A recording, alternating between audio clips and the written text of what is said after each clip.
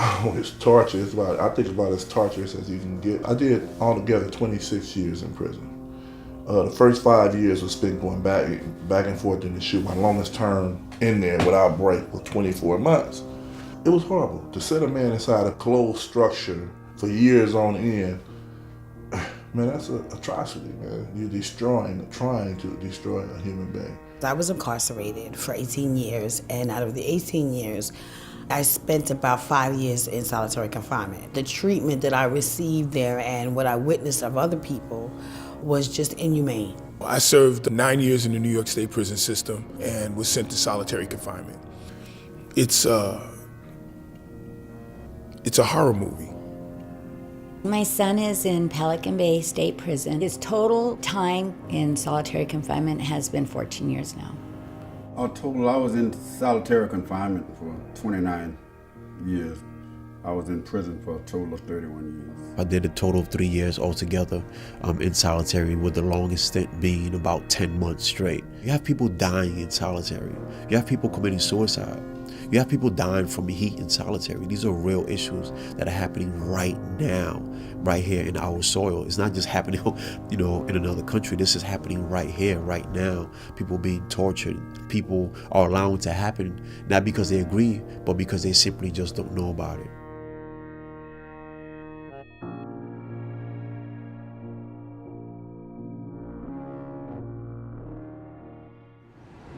Some form of isolation is used in all prisons. Administrative segregation, it's called the hole, it's called a lot of things. We are seeing that they've built these particular units for the sole purpose of solitary confinement in most states at this point. It started with the federal government and now it has expanded. The national figure that's mostly used is that there are 80,000 people in these units across the country. It's not just these units, it's also administrative segregation and psychiatric units of certain kinds and things they call behavior modification units. There's lots of different names for what is essentially still long-term isolation. I mean, whenever we've had prisons, there's been the use of lockdown, basically, in order to punish people for acts they've committed out in the prison system. So there's a certain amount of people in the SHU for disciplinary reasons. They're there for determinate sentences. In other words, a year and a half. They're given a certain length of time for this punishment. But then there's another category, which is gang management. It doesn't have to be based on behavior at all. It's really assumed gang association. The people doing time in the SHU for gang affiliation are there indefinitely. The average length of stay is 6 years, and people have been there for 10, 20, up to 40 years. If you focus on prison, you have to see solitary confinement, and conversely, solitary confinement, you have to see prison, so the two are related.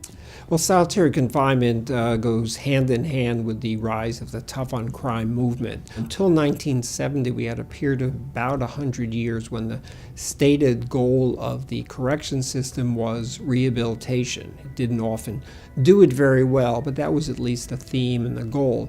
Since then, prisons in large part have been known as places of punishment, warehousing, and the like. And once you set up a system where punishment is the norm or the goal, then expanding the use of solitary confinement seems almost natural. We both have higher numbers of people in prison because of the lack of programming, huge amounts of disciplinary issues within the system, and then along comes solitary confinement, supposedly as a response, as a solution to those problems. So for many people, it seems like a natural outgrowth of what happens in mass incarceration. Incarceration in this country is unprecedented for this nation and for any nation. We have 1/4 of the world's incarcerated people, even though we only have 5% of the world's population. This is unprecedented. This is a racialized system of social control that has followed a long line in this country, from slavery to Jim Crow segregation to ghettoization to now incarceration. And solitary confinement is a manifestation of that. When we speak about incarceration, we're talking about people of color, let's be honest, right? Solitary people of color.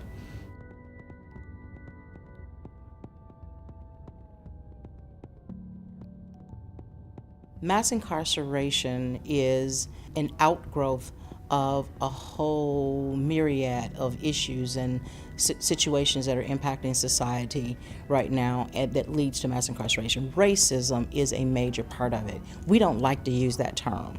And then when you start talking about solitary confinement, it is a corralling and a controlling in the most dehumanizing way possible. Me, as a white prisoner, I can go stab somebody or go kill a guard, and I'll go to solitary confinement for a few years. But if, Joe Smith, who's African American, holds a secret ethnic studies class, he goes to solitary confinement forever. They had this process where they can place you in solitary confinement behind other prisoners making statements about you, but they would never identify those prisoners, so you had no due process to question them or, prove their allegations wrong. They would use drawings, especially Aztec art. They would use books. The Soledad Brothers is a book that could have gotten you placed in SHU. Different things like this. Notes being found. It didn't have to be found in your possession. It could be in somebody else's possession. And there's no real way to get out once you're in that category, except to do what's called debriefing, to become an informant. So you can meet with the officials and say, oh, well, I renounced my gang membership, and to prove that I'm getting out, I'm going to tell you who I know the bad actors are. And so you have to become an informant, which of course means risking your life, number one. But number two, all international law will tell you that this is coerced information, which is highly unreliable, and yet it's used to keep people in these places with evidence that they can't confront because it's confidential information for years and years. That means you come out and you either tell or something, you fabricate stories on somebody else so you can stop your own torture, but you give up somebody else to start theirs. And so you actually become a cog in that cruel system.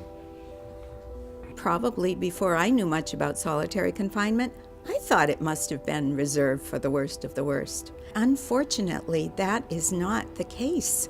People get tickets, as they call them here in New York State, to solitary confinement for non-violent infractions of prison discipline, for talking back, for having too many postage stamps, for wearing the wrong sweatshirt.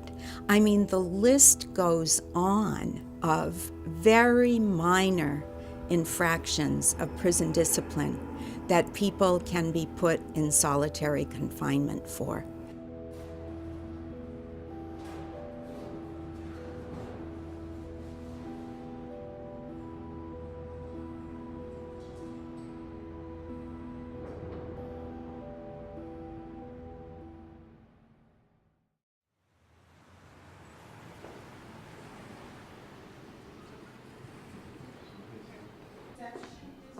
Yeah, hello, MJ, this is Johnny. Okay, so I got a few minutes. What day you got court? Can you come in Monday? Before I became a reentry advocate, and I guess one of the reasons why I am effective at my job here is because I served 13 years out of a 15-year sentence for robbery. I was sentenced at 21. I'm 35 now. But during that time, I managed to, educate myself and try to, elevate and better myself. So solitary is used as punishment. People are sent to prison as punishment, not for punishment. But it's used as a means of control, of trying to modify people's behavior. The problem is that it doesn't necessarily work like that. Sometimes it just makes the behavior even worse. Because while you're in solitary, you're not receiving any type of treatment. You're not receiving any type of anger management, if that is the case. Any drug treatment, if drugs use was what got you in there. And sometimes it's used actually in a retaliatory sense also too. You have officers, if you don't get along with the officer, you might find yourself, receiving a misbehavior report, some minor infraction, but it'll lead you to being placed in SHU for a number of time. The cell's very small. I'm 6 feet tall, so if I stretch my hands out, I can touch both walls. Sometimes it's very quiet. You can hear your heartbeat sometimes. Sometimes it gets so loud actually from the other men screaming or kicking on their gates for, a number of different reasons that you have to go to sleep to the sound of other people crying, yelling, screaming, hurting themselves. And to be there, you're in a cell. So if you hear somebody talking, and imagine me and you talking,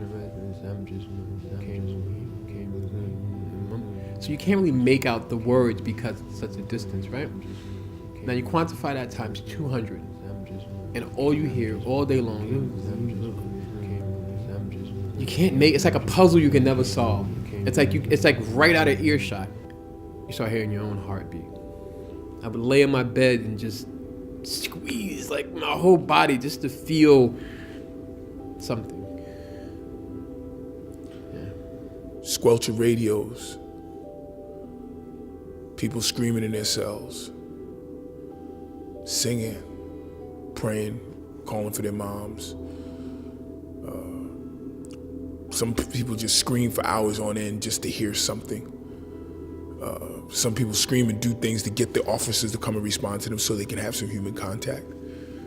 It's a horror movie. It echoes. It's very dark. It's gray. They always have it painted a dark color. So it looks like you're in a dungeon. And all you see is cells with bars. You have a metal bed, a metal sink, a metal toilet. If you're not in compliance, you will hear the guards beat the inmates. You will also hear rapes. While I was incarcerated, which made things worse for me because I would hear my peers screaming at the top of their lungs. Sometimes I would go to the slot and look out the slot, and you could see the shadows of the blows going, and you could hear the screams. A lot of us would wonder were we next. It was hard. When I was young, I used to act out. My mom would send me to room on timeout. And then, because she cared, an hour later, she would come in and say, hey, what's wrong with you? Why you didn't do the dishes, right? But we just sending people to their room on timeout and say, okay, just, go to your room, you're on timeout, and I'll see you when you're 37, you'll figure it out yourself.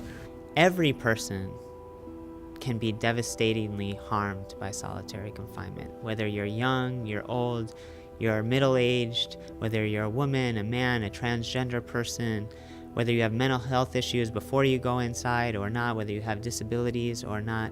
But some individuals face even additional harm, either from the isolation itself or by being placed in isolation face additional abuse inside. Children are one group of people that is true for. Brain research and science has long shown that people's brains continue to develop into your mid-20s, if not beyond. And yet we continue to incarcerate young people, 16, 17-year-olds, sometimes even younger, and then we also continue to place them in solitary confinement. Similarly, there are people who have pre-existing mental health issues, who we know the use of solitary will be devastating for them. I worked on Rikers Island for 23 years. We call solitary confinement unit the Bing. And I remember going to one of the offices and saying, why does everyone call this the Bing? And the officer said, well, what we think the reason is that for so many people, their minds go Bing after they're there for a while. So we began calling it the Bing. People do have mental breakdowns. They went into the Bing healthy, they came out mentally ill. It's a very sterile place that creates very sterile relationships, right? Where you don't really, you talk to people, you do the saludos, hey, good morning, good afternoon, but never those deep, meaningful conversations where, at least for me, I went in there with a lot of trauma. Now, if someone is at all prone to mental disorder, to schizophrenia, to major depression, to bipolar disorder, what we know from a great deal of research literature is that they will have a breakdown of the type that they're inclined to have. So people who are schizophrenic will have a psychotic episode. People who are depressed will become very depressed, maybe suicidal. They're isolated from their neighbors, but they can shout. Their cell, there's no other cell in most situations facing them, but there's a neighbor on each side, and what they will do is shout. And therefore, there's no private conversation because everybody on the pod can hear the shouting, but they can talk to each other. As the years go by, what the prisoners tell me is they stop talking to each other. They don't even shout out good morning to their neighbor. They don't talk to other prisoners as they walk to the recreation, which they're doing in shackles, but they could say hi to someone whose cell they pass. They don't. And they tell me there's just no use talking. There's nothing happening. We already know what's going on with this person and nothing new has happened, and we just isolate ourselves. Another of the symptoms that we find very widespread, just about universal, is mounting anger, accompanied by a fear that the anger will get out of control and they'll get into more trouble. So what they do typically is to suppress their anger. They just sit on their anger. They don't allow themselves to express it. And as they do that, they start suppressing all other feelings. And over time, that gets, it evolves to being basically numb. Some describe it as a state of being numb, dead, a zombie, and they just start losing touch with their feelings. There's been enough studies, there's been enough research, there's been enough data collected that there's evidence that this does affect the human mind, the brain, physically. I mean, they deprive natural sunlight, everything, the hearing, the eyes, every part of your body, mental and physical. Only touch that you're feeling, is a touch of aggression where officers are ushering you from one spot to another, whether it be the shower, out the court, or to the recreation yard after 23 hours of lockdown. Then you're back in there. The moral cost is we're damaging humans permanently. So every person we set in, never the same. Never the same. Some people probably, feel that, torture is, agonizing and something that is, relates only to physical pain or something like that. But, being isolated, from yourself or being isolated from people for a long, extended period of time in itself is torture. The definition of torture is in the Convention Against Torture, a treaty that has been signed by more than 145 countries and that is reflective of customary international law. It defines torture as a deliberate, intentional infliction of pain and suffering of a certain gravity done by a state agent for the purpose of interrogation or punishment or any other purpose. Is prohibited categorically and absolutely under any circumstance under international law. It is cruel, inhuman, and degrading treatment when it is prolonged. Any period beyond 15 days is considered prolonged, and especially when it is indefinite. The fact that you don't have long-term effects doesn't mean that you don't suffer. Just like you can overcome being waterboarded, and if you're sane after that and healthy, it doesn't mean that you haven't been tortured. The same with solitary confinement. The fact that you cope doesn't mean that it's not torture or it's not cruel, inhuman, and degrading treatment. In fact, what happens is many people don't cope. It has profound effects on your psyche, even on the way your brain acts after a certain period. It's very important for the international community to be constantly reminding states that they have obligations under international law and that they have to abide by the standards that international law has developed around the matter of the right of every person to physical and moral integrity. The system is damaging everyone. The community is not safe. People employed by the system is not safe. The people that work in the prisons, number one, don't reflect the population they serve. Number two, they're also as much suffering as the people who are incarcerated because they're trapped there as well as anyone else. Corrections and law enforcement, I've been working over 2 decades. People who've never been in prison think that, going in and being by yourself would be the ideal situation. I used to believe that before I started working in a prison. I thought, well, I'd want to be locked away from everyone else and, I would have to put up with scary guys. The problem is you become the scary guy when you're placed in a solitary condition. I've seen more staff assaults from inmates that are placed in administrative segregation in solitary conditions than if you were to leave that individual with proper counseling or medication in general population. Unfortunately, most correctional departments are based on tradition. We have a tradition of locking people up in administrative segregation, solitary conditions. This goes back all the way to 1829 with the Eastern State Penitentiary. The penitentiary was built all solitary. All the cells were solitary cells. You know, the hope was that the person would be able to find their inner peace, their inner spirit. Unfortunately, that's not what they found. They found that people decompensated, and the system of complete solitary was a failure. It's important that staff are able to recognize that a person is having a problem, that they are having a mental health problem, and to be able to address those needs, to get them proper help. If they need counseling, if they need change in medication, make the proper referrals to medical departments. CIT, crisis intervention training, teaches correctional officers how to manage persons with mental disabilities. Teaching correctional staff how to manage the situation is critical to prevent any risk of assaults to the correctional staff themselves and any harm to this individual. Currently, it is not in use in Texas. We have a House bill. If that is implemented, it will require CIT training for all new officers coming into the system. You can be viewed as not being a team player. That's a challenge, you know, we face all the time. Myself, I'll probably never promote through the prison system. But that's a stigma and that's a price I'm willing to pay. You know, if it's doing the right thing, we need to move forward and modernize our correctional system.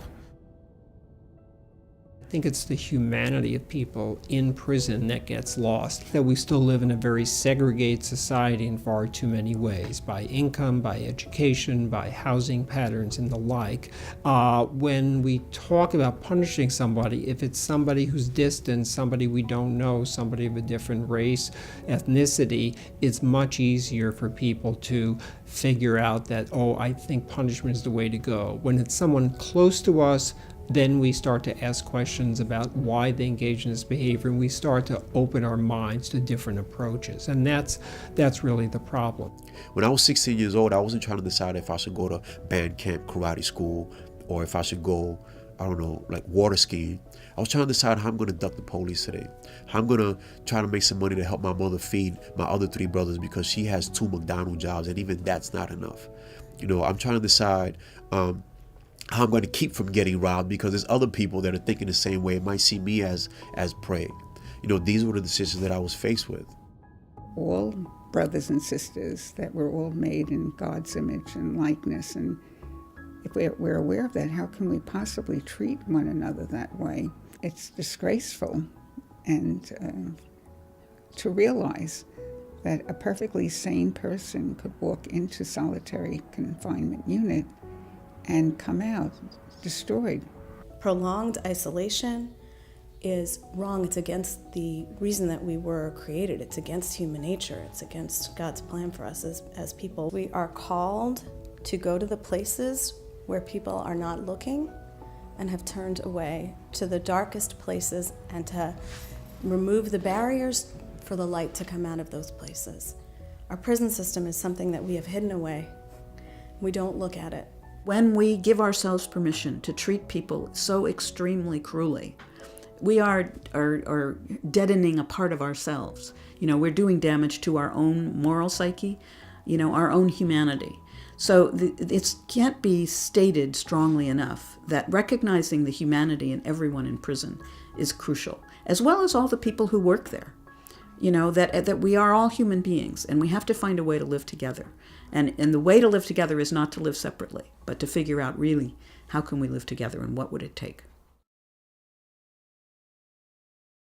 Last week, we reported to you that this strike had resumed after earlier in the year when 6,000 protesters across the state refused food, asked for their conditions to be more humane, and especially for the practice of solitary confinement to come to an end. Many prison groups here in California received a packet of information from prisoners at Pelican Bay saying, we're going on hunger strike in July, and it won't be successful unless you organize on the outside.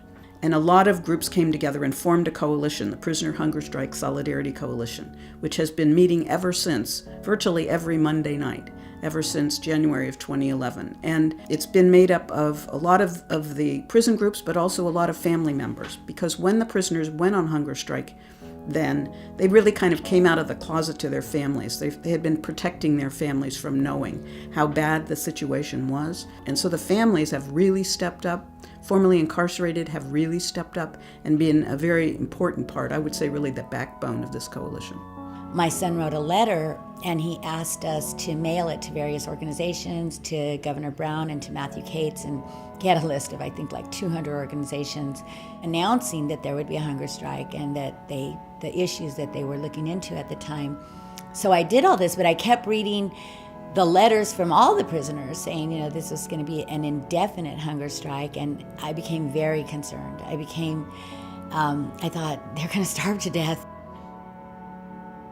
They've gone on hunger strike 3 times in this intervening period, twice in 2011 for 30 days each, and once in 2013 for 60 days.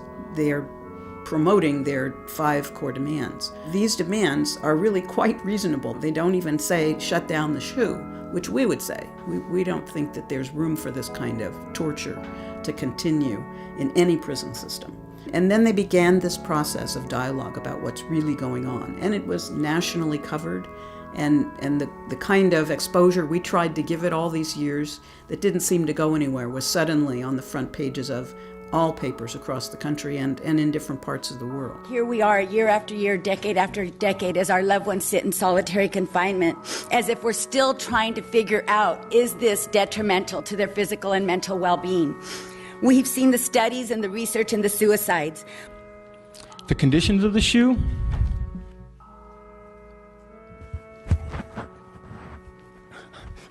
Okay, look, I want to say this in the most professional and so the SHU is torture, okay? The SHU is a torture chamber, okay? It doesn't serve. When I walked into California's torture chamber, I was a whole human being. And when I left there, I was deeply fractured human being. Okay. Family members are not ashamed anymore to go visit their family members and find out exactly what's going on. They're not afraid to stand up in front of legislators and let the world know, yeah, I have a brother incarcerated. They're not saying my brother didn't do anything wrong. They're saying my brother is incarcerated for something he may have or may not done. But he doesn't deserve to be treated like a subhuman being. He is still a human being. And our legislators are starting to hear, our representatives are starting to listen. It was no longer a secret. And when you had hunger strikers up there doing that and their families standing on the steps of city halls and appearing in public forums and going to the newspapers, suddenly the horror of Pelican Bay was public. I remember feeling really sick to my stomach, like thinking that this was being done in my name, in the name of every citizen in the state of California. As a person of faith, that my job is to stand with people who are suffering and to help alleviate and be compassionate and to bring that light into the situation. Even just to stand with someone is a beginning. It's important, I believe, for every person of faith to be involved because of our faith tradition. This is personal for all of us. I have worked to try to get congregations engaged in sending holiday cards with a note from the pastor or the priest along with a personal note. And I was so stunned actually at the numbers of long letters that poured in to the congregation almost immediately expressing how much these notes meant. I always recommend, students and everybody to please get involved and, fight for what's right. You've got to somehow let people know what it is that's happening, whether it's through a sermon or through a forum or an adult class. Tonight, we will hear the voices of some of the people who have been in solitary confinement. My name is Sean Swain, Mansfield Correctional Institute, Ohio. All I have is this pen, this paper, and the truth. Writers just handed out the scripts, and 1, 2, 3, 4, we numbered off and read them. And the room was just, we were all sort of paralyzed by the stuff we were reading. It was the kind of power that comes when those words come off your own lips about what it is that people experience there. All these people you see in here, a majority are formerly incarcerated people, leading congregations and organizations within their own community all across the state of California. I don't think you can go to a community where they don't understand now what the SHU is, and at least here in California. And I see the movements going on all across the country. It's going to take a mass movement of the people. There's just so many things that every single person can do in making a difference.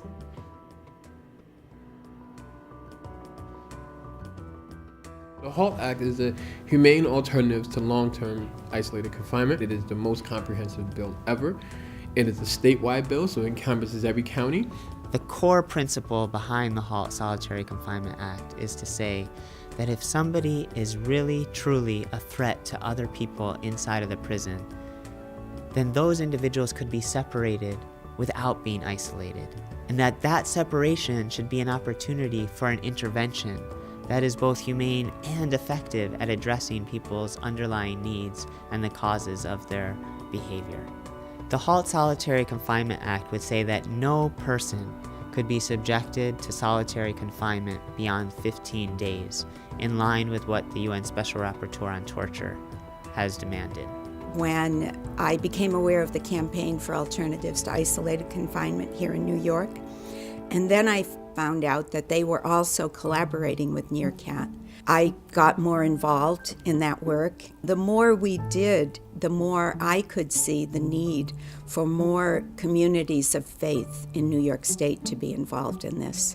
People who are incarcerated, people who are put in solitary confinement, the vast majority of them are going to come back to our communities.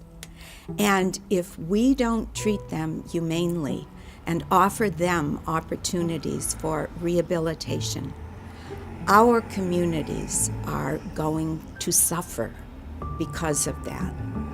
So I think it's important that each of us does something to address this issue. There's somebody in Albany right now getting paid to say that you want solitary inside that jail, even if you haven't said it out your mouth. You know, so get in contact with whoever is in charge of your district and say, I don't want solitary. I'm not going to vote for you if you continue to allow this to happen. When we hear about torture or other inhumane conditions in other parts of the world, we judge the governments who inflict that torture or those inhumane conditions. We need to do the same thing here in New York State. We should not judge the people who are incarcerated. We need to judge the government and the representatives and the officials who are inflicting this inhumane practice. And it's up to us as citizens of this state, as community members in this state, to raise our voices, to put pressure on our legislators to say, not in our name. We have a human rights crisis here in New York State. Over 4,000 individuals, many of the most vulnerable and defenseless amongst us, are subject to state-sanctioned torture in the form of solitary confinement.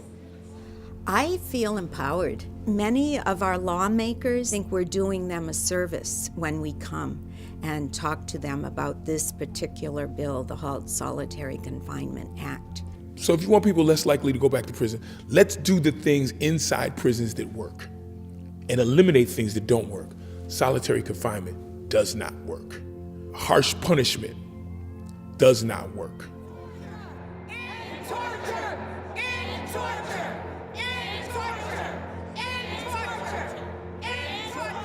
I think they need to contact their senators and their assembly people, because it's in both houses now, and really get that bill passed.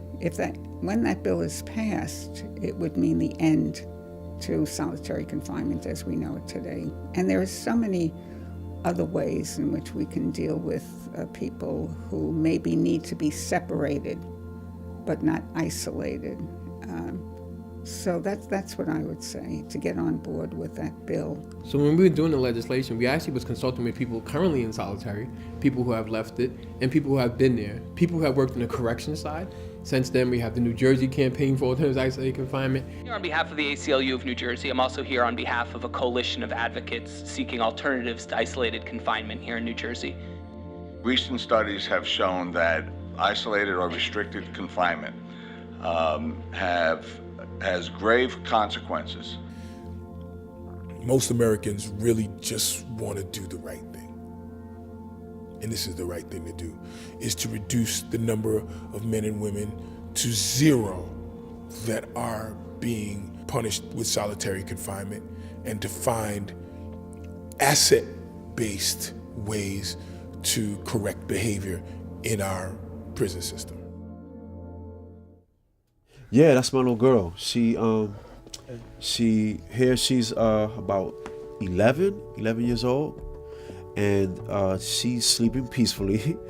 And this is one of the last pictures I received after, right before I was released in 2013. And it kind of just keeps me motivated, you know. The criminal justice system, prison itself, affects more than just the person we're incarcerating. We're also incarcerating the entire family. And as a result, it also affects the community in which that family lives in. And sometimes we don't get to see the effects until years later. What happened to me in prison should not have happened, but it did. And because of that, I feel like the 18 years that you took from me and they messed me up and left me with the mental illness, I will spend the rest of my days being an advocate for the people that cannot speak.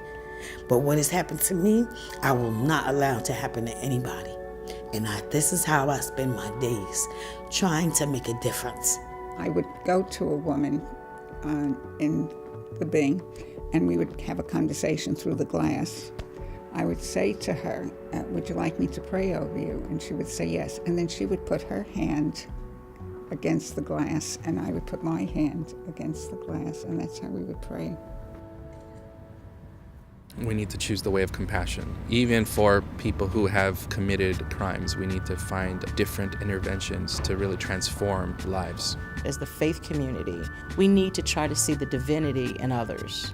The church's role is about changing systems and structures and uprooting systems that marginalized others. We would love for anyone and everyone to come and join this movement. People need to know what goes on behind the walls. You know, part of the reason that the walls are there are not only to keep people in, but to keep the public out. And we need to get the voices out. You know, people who are held in solitary, they're intentionally there for a number of reasons, but one of which is so that they can't be heard. They are thrown in a box and forgotten about. And it's up to us to spread the word. We need to educate ourselves. We need to learn about these issues. We need to have our open eyes and hearts turned towards people that are speaking now very loudly in our communities and the communities around us, and we need to hear them.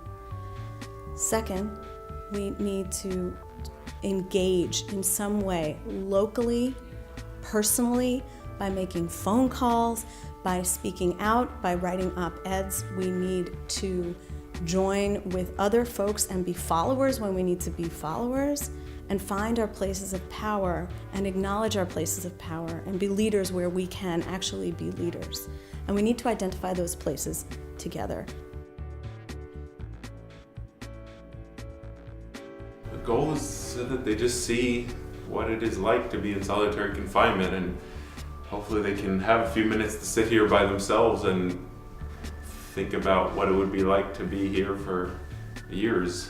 It's going on tour to different congregations. People who have experienced this even for a very brief time, I think they come out and it's almost as if it takes their breath away. That brief time, you can't even begin to imagine what it is like to spend years, and in some cases, decades in this experience. So I think having this replica shoe has been a real eye-opener for many, many people. So we still are using the same principles that as a society we have said we've stepped above, that morally we're beyond doing, torturing people. This is not for one particular religious organization. This is not for one person's view of a higher power. This is for all humanity to say from a human rights level. We cannot let humans be furtherly damaged by a system that we control, and we have the power to change that.